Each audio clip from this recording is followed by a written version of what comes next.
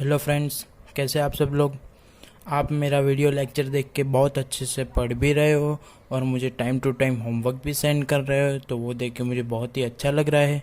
Okay, तो last video lecture में हमने प्रॉपर्टीज ऑफ द डिटर्मिनेंट और एग्जाम्पल 6 to 10 इतना किया था। Example number 6 to 10।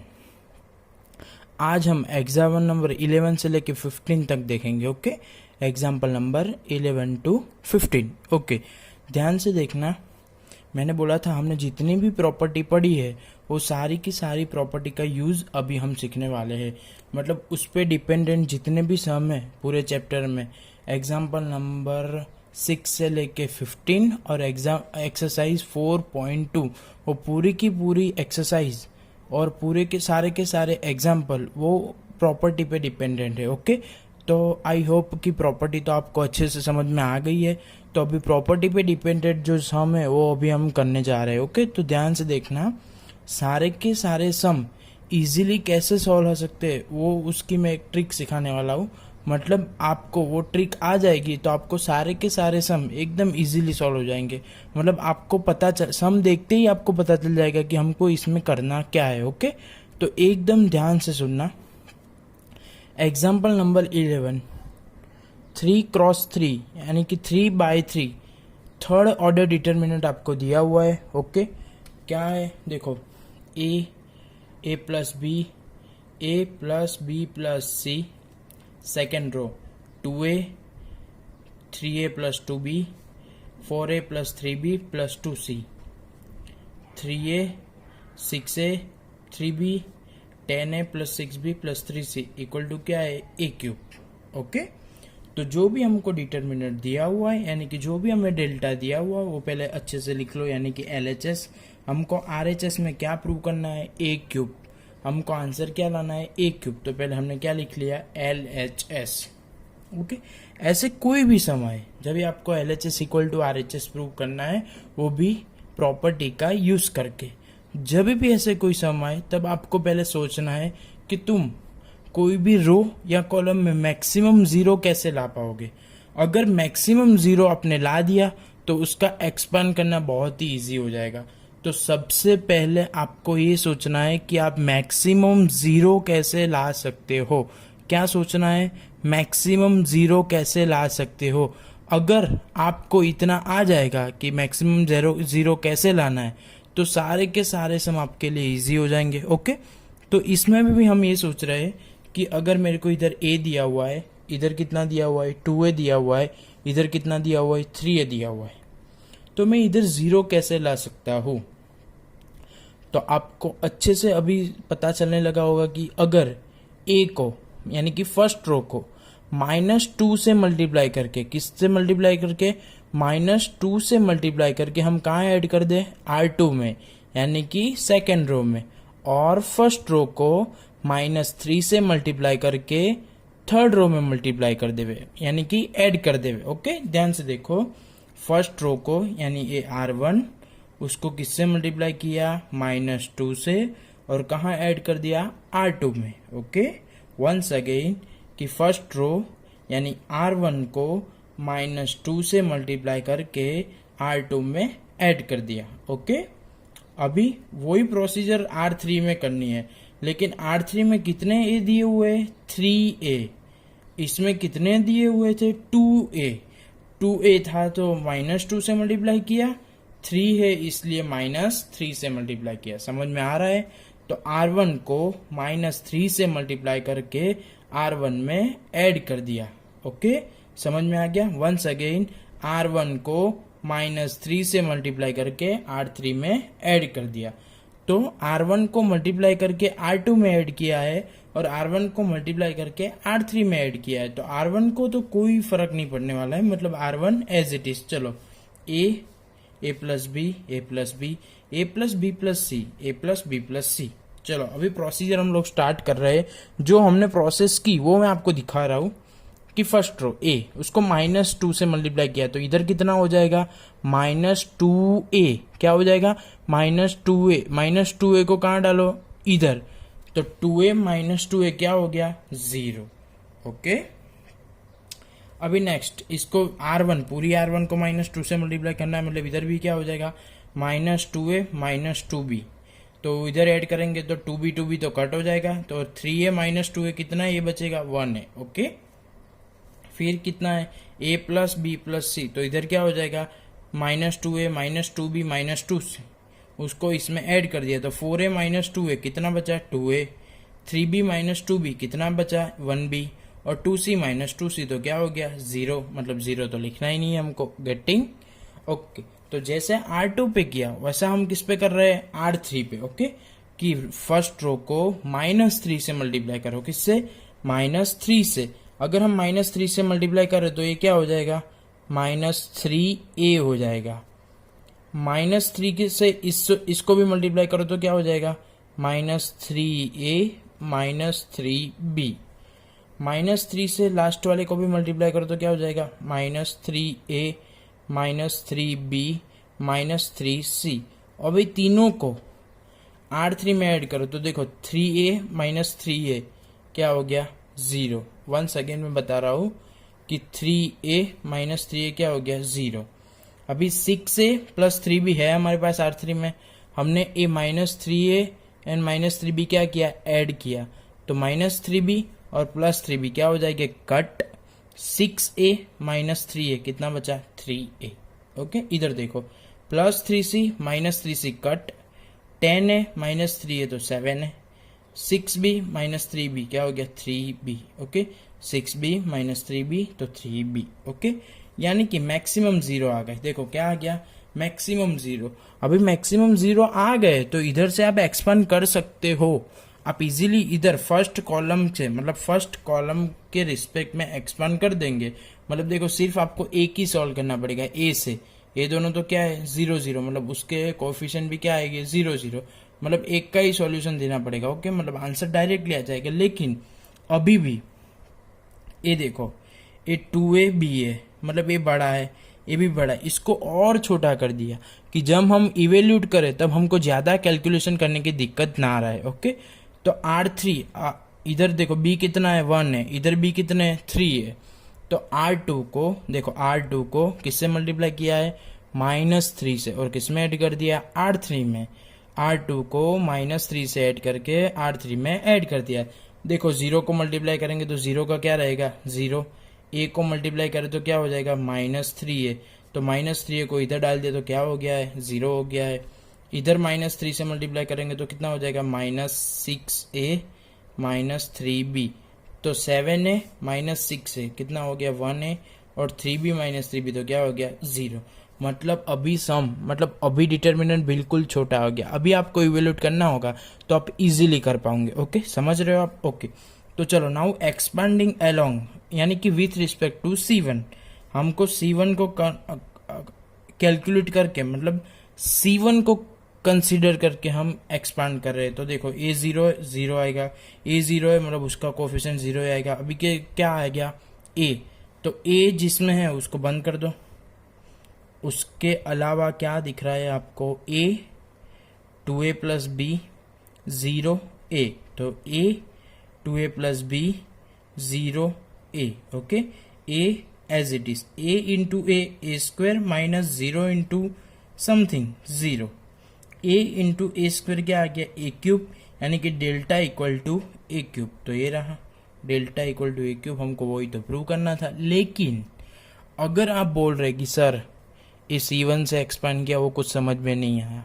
कैसे करना है C1 से एक्सपांड, मतलब क्या, हमने तो हर बार R1 से यानी कि फर्स्ट रो के रिस्पेक्ट में ही एक्सपांड किया हुआ है, तो क्या करना है। अगर आपको C1 से एक्सपांड करना समझ में नहीं आ रहा है तो पूरे के पूरे डिटर्मिनेंट को RI टू CI कर दो। RI टू CI मतलब प्रॉपर्टी नंबर 1, कि अगर तुम प्रॉपर्टी नंबर 1 अगर तुम सारी की सारी रो को कॉलम में या सारी की सारी कॉलम को रो में कन्वर्ट करते हो तो डिटर्मिनेंट का आंसर चेंज नहीं होने वाला है, इसलिए RI टू CI कर दिया। मतलब A 0 0 क्या था फर्स्ट कॉलम, अभी क्या बन गया A 0 0 फर्स्ट रो। समझ में आ रहा है ना? चलो A प्लस B A 0 क्या था सेकेंड कॉलम, क्या बन गया सेकेंड रो। ये क्या है, थर्ड कॉलम, क्या बन गया, थर्ड रो। अभी तो फर्स्ट रो की रिस्पेक्ट में एक्सपेंड करना इजी है ना। ये दोनों कैसे है, देखो 0 0, तो कुछ करना नहीं है उसमें, तो सिर्फ किसकी कैलकुलेशन होगी, ए की। तो ए एज इट इज। तो ए के अलावा क्या बच रहा है, देखो ए के अलावा बाकी सब बंद कर दो, कर दिया बंद। ए के अलावा,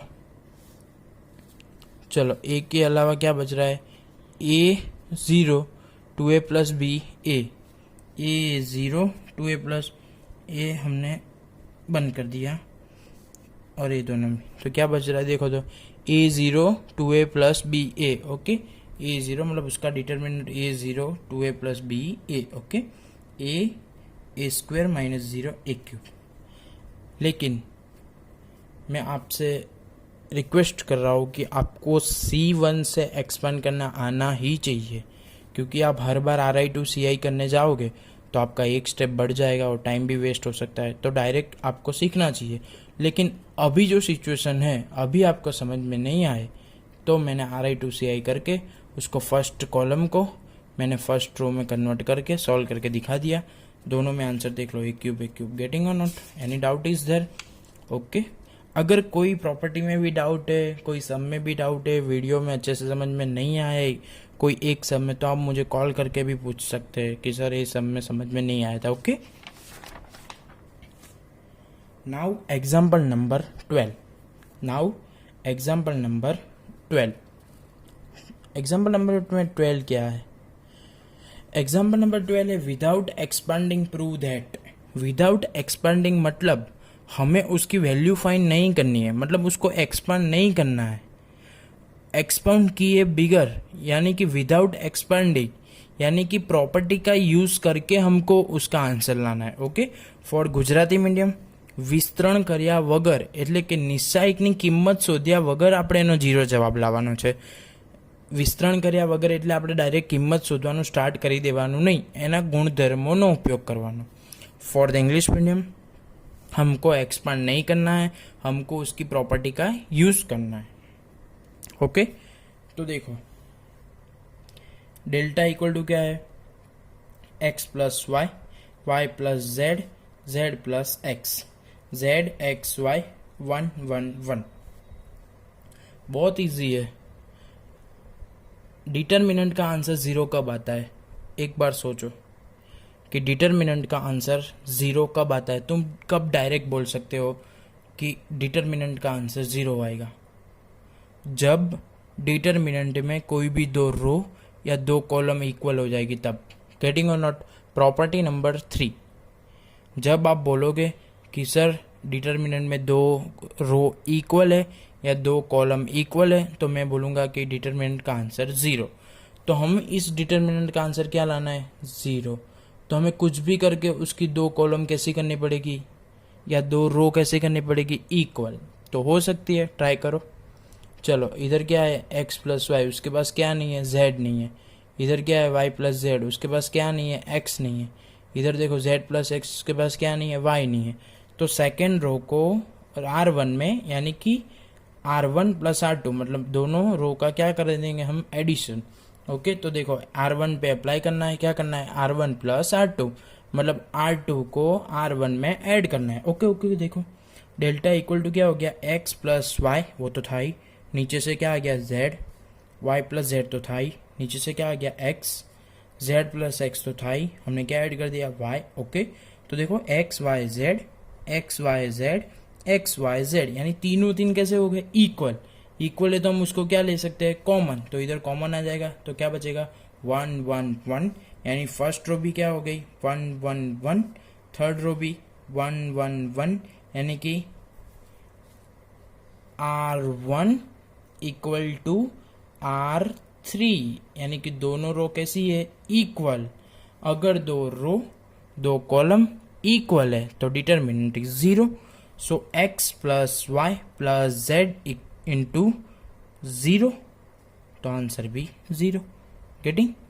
अच्छे से समझ में आ गया आपको? ये बहुत इजी सम था। अभी एग्जाम्पल नंबर 13। मैंने बोला था अगर आपको प्रॉपर्टी के यूज़ करके सम करने हैं तो आपको मैक्सिमम क्या लाना है, तो 0 लाना है।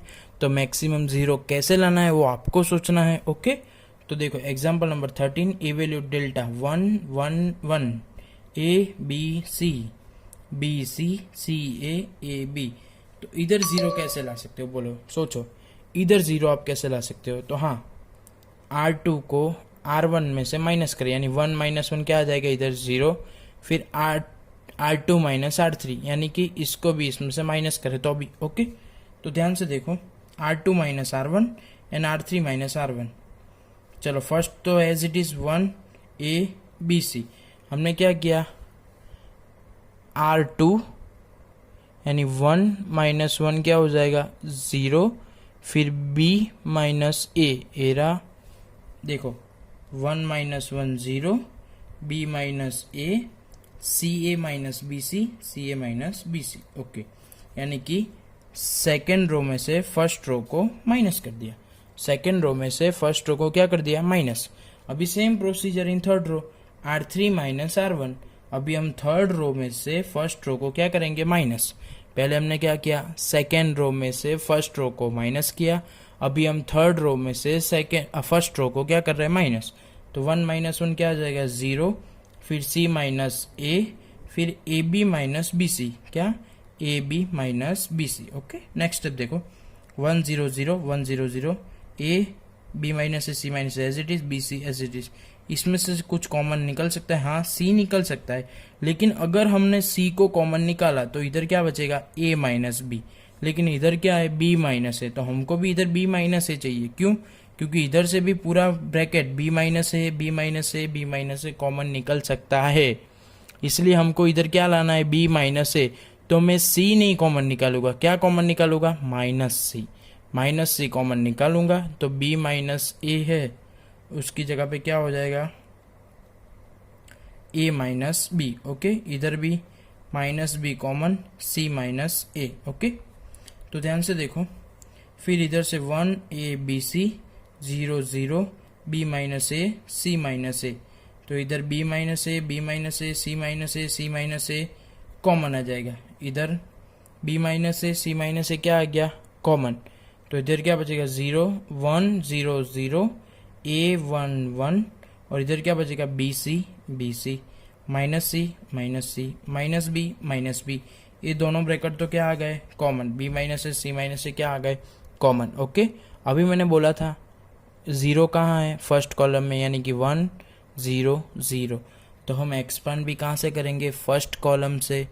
अभी आपको फर्स्ट कॉलम से नहीं आता है तो आप RI to CI करके फर्स्ट रो में कन्वर्ट करके भी कर सकते हो, लेकिन मैंने बोला था लास्ट में कि आपको फर्स्ट कॉलम से भी सीखना पड़ेगा क्योंकि ये आपके लिए अच्छा है। ओके, तो चलो फर्स्ट कॉलम से ही करते हैं। ए तो दोनों 0 है, देखो 0 0 है तो उसका कुछ आने वाला है नहीं, बाकी सिर्फ किसका है 1 का, तो 1 जो भी 1 के अलावा जो भी है लिख दो, 1 के अलावा कौन सा रह जाएगा 1 माइनस बी, तो 1 माइनस बी कितना हो जाएगा माइनस बी, बीच में ऑलवेज क्या आता है माइनस, और 1 माइनस सी कितना हो जाएगा माइनस सी, तो B minus A C minus A B minus A C minus ए।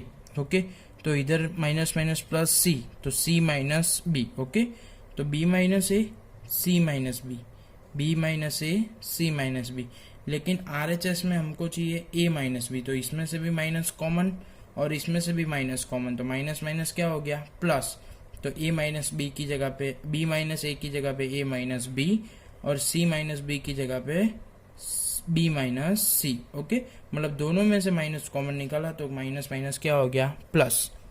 और एक और इंस्ट्रक्शन आपके लिए, stay home stay safe. Okay dear, now next sum 14।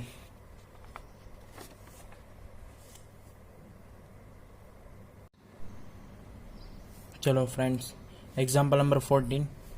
Example number 14 में हमें क्या प्रूव करना है देख लेते हैं। चलो, B plus C A B C plus A B C A plus B equal to क्या प्रूव करना है 4ABC। Okay, 4ABC।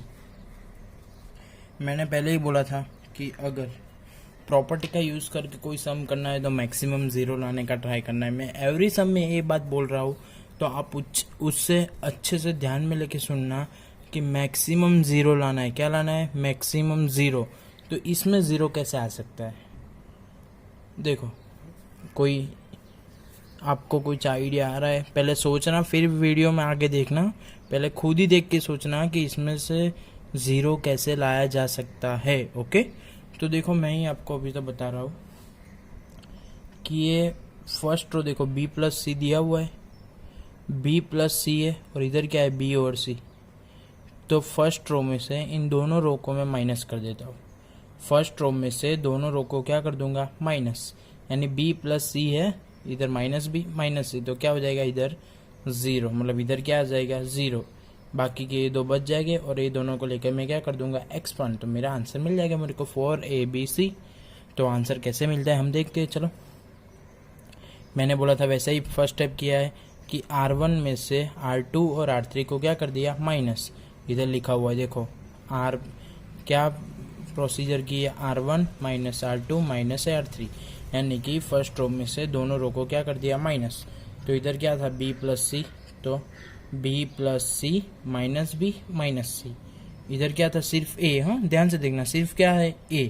और इन दोनों को माइनस किया तो इन दोनों की साइन क्या हो जाएगी? नेगेटिव, यानी minus c minus A minus c. इधर क्या है? A।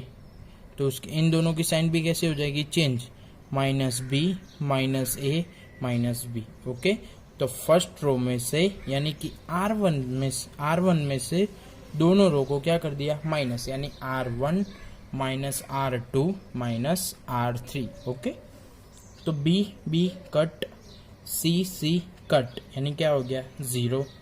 A cut, minus C, तो क्या हो गया? Minus 2C। A minus A cut, minus B, तो क्या हो गया? Minus 2B। बाकी दोनों row as it is, C plus A C, B।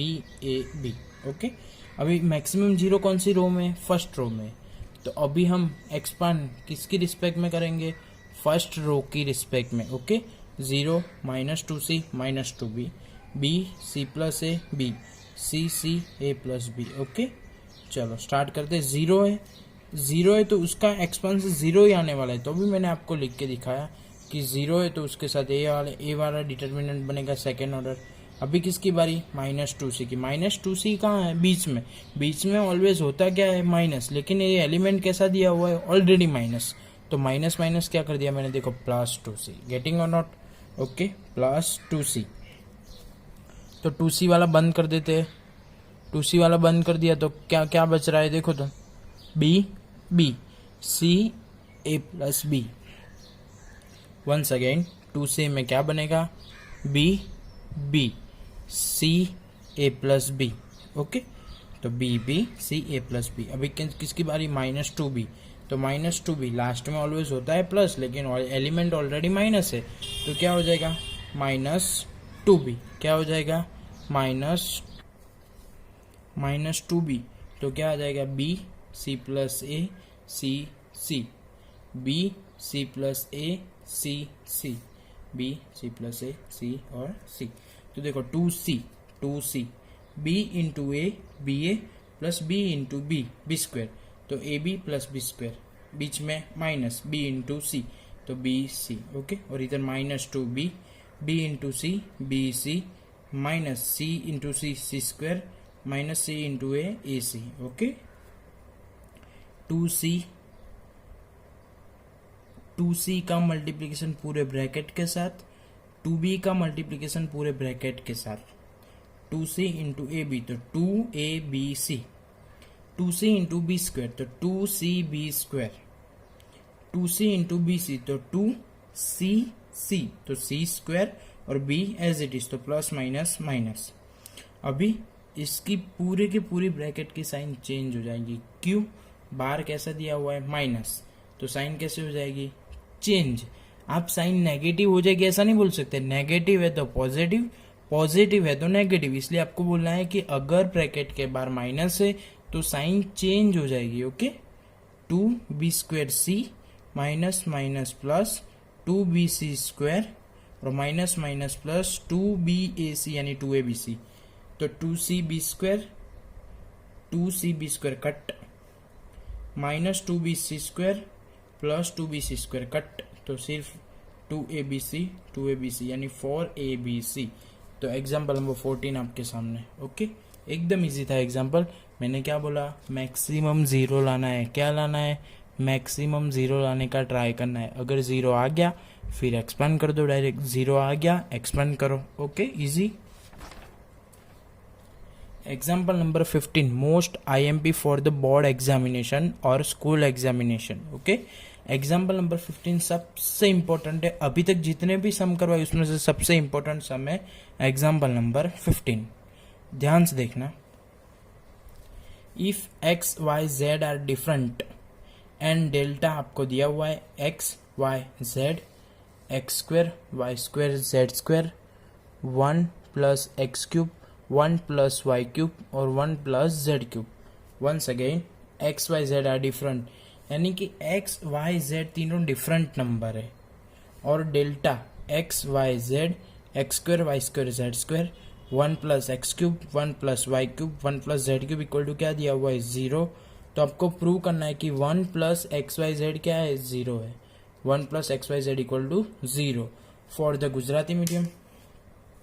जो एक्स वाई जेड भिन्न वास्तविक संख्या હોય તો સાબિત કરો કે 1 plus X Y Z equal to 0। તમને રકમમાં આપેલું છે કે એક્સ વાય ઝેડ એ અલગ અલગ સંખ્યા છે, એક સમાન નથી। કેવી છે? અલગ અલગ સંખ્યા। તો એના માટે તમારે સાબિત કરવાનું છે કે 1 પ્લસ एक्स वाई जेड बराबर શું થાય 0। चलो, आपको जो दिया हुआ है डेल्टा LHS यानी हमने ले लिया डेल्टा इक्वल टू क्या दिया हुआ है X Y Z X square Y square Z square 1 plus X cube 1 plus Y cube 1 plus Z cube. Okay, आपको याद ही है प्रॉपर्टी नंबर 5 कि अगर डिटर्मिनेंट में कोई भी कॉलम या कोई भी रो के एलिमेंट को दो टर्म के एडिशन में दिखाया हुआ है तो आप उसको अलग बांट सकते हैं। लेकिन इसलिए देखो X Y Z X square Y square Z square X Y Z X square Y square Z square. First क्या है 1 1 1 1 1 1, फिर X Y Z X square Y square Z square X square Y square Z square X cube Y cube Z cube X cube Y cube Z cube. Okay, यानी ये determinant को हमने अलग कर दिया। गेटिंग और नॉट? ओके, तो इधर से इधर नहीं करना है, इधर से पहले इधर करना है। ओके, इधर से इधर क्यों नहीं करना है वो आपको अभी समझ में आ जाएगा। ओके, देखो x x square X cube, सबसे छोटी पावर कौन सी है 1, तो एक्स की 1 पावर कॉमन यानी एक्स कॉमन। सबसे छोटी पावर 1 वाई कॉमन, सबसे छोटी पावर 1 जेड कॉमन। तो X common Y common Z common, तो इधर क्या बचेगा एक्स वाई जेड। ओके, तो इधर 1 एक्स की 2 थी, 1 चला गया 1 बच गया, 3 थी 1 चला गया 2 बचा। जैसा एक्स में हुआ वैसा सेम वाई में 1 वाई वाई स्क्वायर, वैसा सेम जेड में 1 जेड जेड स्क्वायर। ओके, अभी मुझे ऐसा डिटर्मिनेंट चाहिए। इधर क्या है 1 1 1 है, एक्स वाई जेड है, X square Y square Z square है। इधर भी सेम वही है लेकिन आगे पीछे है, तो मेरे को इसको अरेंज करना है। ये थर्ड कॉलम जो है उसको 1 पे लाना है, तो 1 1 1 1 1 1 आ गई। तो सेकेंड वाली कहाँ चली गई लास्ट में, और फर्स्ट वाली कहाँ चली गई लास्ट में, तो उसको लास्ट नहीं चाहिए। एक्स वाई जेड मेरे को क्या चाहिए बीच में चाहिए, तो उसको इधर ला दिया, स्क्वायर वाले को इधर भेज दिया। ध्यान से सुनना, पहले मैंने क्या किया C1 C3 मतलब 1 और 3 को इंटरचेंज किया, मतलब 1 1 1 कहाँ आ गया इधर 1 1 1, तो ये एक्स वाई जेड कहाँ चला जाएगा लास्ट में चला जाएगा। ओके, फिर एक्स वाई जेड मेरे को कहाँ चाहिए बीच में चाहिए, और ये स्क्वायर वाला टर्म कहाँ चाहिए लास्ट में चाहिए। मतलब फिर मैंने क्या किया C2 C3 मतलब C3 और C2 को क्या किया इंटरचेंज किया, तो एक्स वाई जेड कहाँ आ गया बीच में आ गया, और स्क्वायर वाला टर्म कहाँ चला गया लास्ट में। तो मैंने ऐसा कितनी बार किया 2 बार। आपको प्रॉपर्टी नंबर 2 में मैंने सिखाया था कि आप कोई डिटरमिनेंट में रो या कॉलम का इंटरचेंज करेंगे। एक कॉलम या एक रो की बात चल रही है, सारी कॉलम या सारी रो की बात नहीं चल रही है। अगर सारी रो को आप इंटरचेंज कर रहे हो तो आपका आंसर वही रहेगा, लेकिन एक रो या एक कॉलम को आप इंटरचेंज कर रहे हो मतलब 1 की जगह पे 2 2 की जगह पे 1, तो डिटरमिनेंट की साइन चेंज हो जाएगी, यानी कि वो प्लस है तो माइनस, माइनस है तो प्लस, इसलिए पॉजिटिव था तो क्या हो गया माइनस। लेकिन हमने ऐसा कितनी बार किया 2 बार।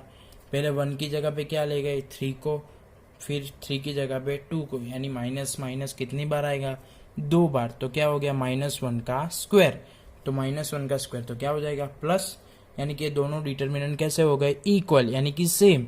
अगर दोनों डिटर्मिनेंट इक्वल हो गए तो वो क्या आ जाएगा कॉमन, तो दोनों डिटर्मिनेंट क्या आ गए कॉमन, तो इधर क्या बचेगा +1 और इधर क्या बचेगा XYZ। ओके, अभी सम स्टार्ट होगा।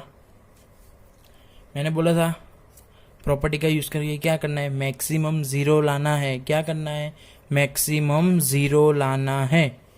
तो हम R2 में से R1 को माइनस कर देंगे, R3 में से भी R1 को माइनस कर देंगे। मतलब first row as it is, देखो 1x(x²), 1 - 1 क्या हो गया 0, फिर y - x, फिर y² - x²। Okay, 1 - 1 0, z - x, z² - x²। Okay, समझ रहे हो, यानी कि क्या किया, R2 - R1 किया, R3 - R1, मतलब सेकेंड रो में से फर्स्ट रो को माइनस कर दिया और थर्ड रो में से भी फर्स्ट रो को माइनस कर दिया। Getting? Okay, 1 + XYZ 1 0 0 x(x²), y - x, z - x as it is. इसके फैक्टर हो सकते हैं, आपको पता है क्या है, फर्स्ट टर्म का स्क्वायर, सेकेंड टर्म का स्क्वायर, बीच में माइनस, तो 1 टाइम प्लस 1 टाइम माइनस, उसके फैक्टर हो सकते हैं। Once again I explain you, first term का स्क्वायर, सेकेंड टर्म का स्क्वायर, बीच में माइनस, तो 1 टाइम प्लस 1 टाइम माइनस, और इसमें भी फर्स्ट टर्म का स्क्वायर, सेकेंड टर्म का स्क्वायर, बीच में माइनस, तो 1 time plus 1 time minus. Okay, देखना ध्यान से। फिर क्या कर रहे हैं हम लोग, 1 + XYZ y - x, z - x को कॉमन लिया। देखो, टेकिंग कॉमन फैक्टर, यानी कॉमन लिया, y - x को सेकेंड रो में से और z - x को थर्ड रो में से। कैसे, वो देखो ध्यान से फिर से। इधर देखो क्या है 0, इधर क्या है y - x, इधर भी क्या है y - x, तो सेकेंड रो में से y - x को कॉमन लिया, थर्ड रो में से z - x को कॉमन लिया, मतलब तीनों में क्या इक्वल है, y - x y - x, इसमें z - x z - x, तो सेकेंड रो में से y - x को कॉमन ले लिया, थर्ड रो में से z - x को कॉमन ले लिया। वंस अगेन सेकेंड रो में से y - x को कॉमन लिया और थर्ड रो में से z - x को कॉमन लिया। Okay, taking common factor y - x from R2, z - x from R3, तो कॉमन लेने के बाद क्या बच रहा है, देखो 1 0 0 x 1 1 x² y + x z + x। Okay, मैंने बोला था मैक्सिमम 0 आ गए, तो अभी आप क्या करोगे, एक्सपांड करोगे, किसकी रिस्पेक्ट में, फर्स्ट कॉलम। देखो मैक्सिमम 0 क्या कहाँ पे है, फर्स्ट कॉलम पे है, तो हम एक्सपांड किसकी रिस्पेक्ट में करेंगे, फर्स्ट कॉलम की रिस्पेक्ट में। इधर तो 0 है तो कुछ नहीं आएगा, मतलब इधर 1, तो 1 × z + x, तो ये रहा z + x, बीच में माइनस y + x, तो y + x। Okay, 1 + XYZ 1 + XYZ y - x z - x, इसका एक्सपांड करो, z + x, इधर क्या है माइनस है, तो माइनस है तो दोनों की साइन कैसे हो जाएगी चेंज, मतलब -y - x, तो +x - x कट, तो इधर क्या आ गया z - y। ओके, अभी आंसर आ गया 1 + XYZ y - x z - x z - y। Okay, हमको क्वेश्चन में ही दिया हुआ है कि डेल्टा इक्वल टू 0। ध्यान से देखो क्या दिया हुआ है कि delta XYZ x² y² z² 1 + x³ 1 + y³ 1 + z³ equal to 0। Delta की वैल्यू क्या है 0 है, तो हमको प्रूव क्या करना है कि 1 + XYZ क्या है 0 है। ओके, तो देखो कि डेल्टा 0 है, लेकिन हमको स्पेसिफाई किया है कि XYZ यानी XYZ इज डिफरेंट, यानी तीनों दिन कैसे है, डिफरेंट है, मतलब इक्वल नहीं है, यानी कि उनका सब्सट्रैक्शन, यानी ये तीन अगर तीनों डिफरेंट है तो उन तीनों का सब्सट्रैक्शन कभी 0 नहीं हो सकता। अभी तीनों 0 नहीं है और तो भी उनका मल्टीप्लिकेशन 0 है, उसका तो एक ही मतलब आता है कि 1 + XYZ क्या है 0। गेटिंग? मेरे को पता है आपको अच्छे से समझ में नहीं आया ये, तो अभी मैं फिर से समझा रहा हूँ, देखना ध्यान से कि 4 ब्रैकेट है हमारे पास 1 2 3 4। ओके, x y और z क्या है डिफरेंट है, अगर डिफरेंट है तो उनका अगर कोई नंबर डिफरेंट है, छोटा हो बड़ा हो उससे कोई लेना देना नहीं है, छोटा हो बड़ा हो तो आंसर पॉजिटिव आएगा या नेगेटिव, कुछ भी आ सकता है, लेकिन 0 नहीं आएगा। अगर 5 माइनस 2 करेंगे तो 3, 2 माइनस 5 करेंगे तो -3, लेकिन 0 आया नहीं आया, क्यों? वो डिफरेंट है। ये तीनों तीन डिफरेंट है, ये एक्स वाई जेड क्या है? डिफरेंट है। अगर वो डिफरेंट है तो उनका सबसेक्शन 0 कभी नहीं आने वाला। अगर ये तीनों 0 नहीं है तो भी ये चारों को मिला के आंसर क्या आता है? 0। उसका एक ही मतलब है कि ये फोर्थ वाला ब्रैकेट क्या है? 0। यानी कि 1 प्लस एक्स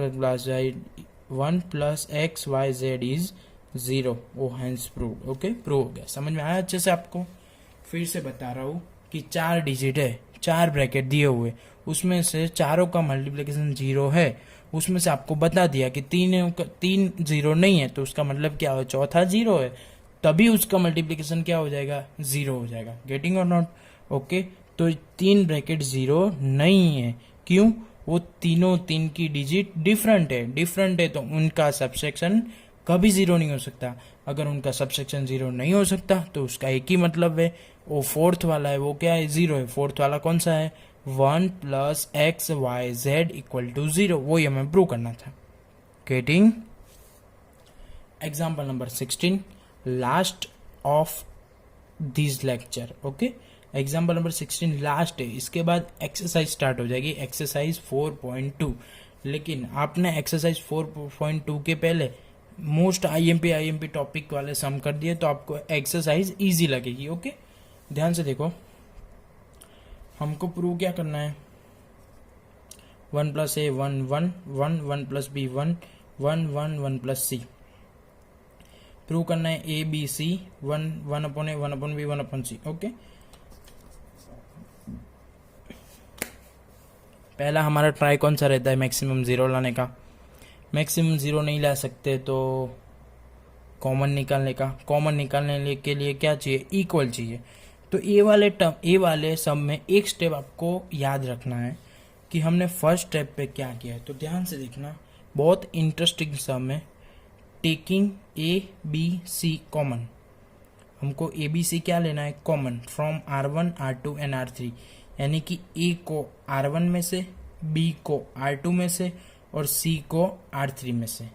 R1 में से ए ले लिया, तो चलो इधर ए नहीं है तो हमने क्या लिख दिया? 1 अपॉन ए कॉमन, मतलब इधर क्या हो गया? 1। इधर तो ए है ही नहीं तो 1 अपॉन ए, इधर भी ए नहीं है तो 1 अपॉन ए। सेकेंड रो में से बी को कॉमन, बी नहीं है, 1 upon B, 1 upon B, B है तो इधर 1 नहीं है तो 1 upon B.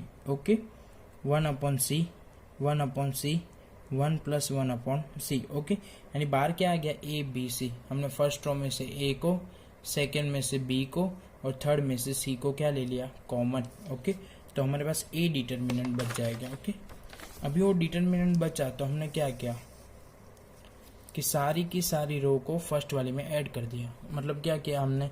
R1 plus R2 plus R3। क्या किया? R1 plus R2 plus R3, मतलब तीनों रो का एडिशन कर दिया। ध्यान से देखना, तीनों रो का क्या कर दिया हमने?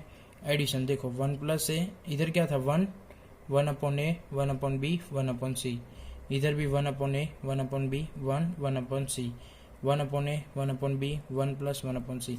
मतलब अगर हम तीनों रो का एडिशन करते तो हमको फर्स्ट वाली रो कैसी मिल जाएगी? कॉमन मिल जाएगी। देखो ध्यान से, क्या आया? 1 1 अपॉन ए 1 plus B 1 upon B 1 upon सी, 1 1 अपॉन ए 1 अपॉन बी 1 अपॉन सी, 1 1 अपॉन ए 1 अपॉन बी 1 अपॉन सी। तो हमको कॉमन मिल गया।